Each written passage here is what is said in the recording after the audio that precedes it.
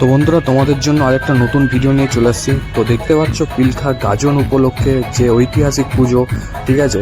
তো ঐতিহাসিক পুজোতে তো 7টা-8টা পাড়া মিলে একটা পুজো হয়, ঠিক আছে। তো দেখতে পাচ্ছ একদম মানে জিপ ঘোড়া থেকে কত কি হয়, ঠিক আছে। তো বিভিন্ন সেট আপ আছে, ডিজে সেট আপ এই ঐতিহাসিক পুজোতে।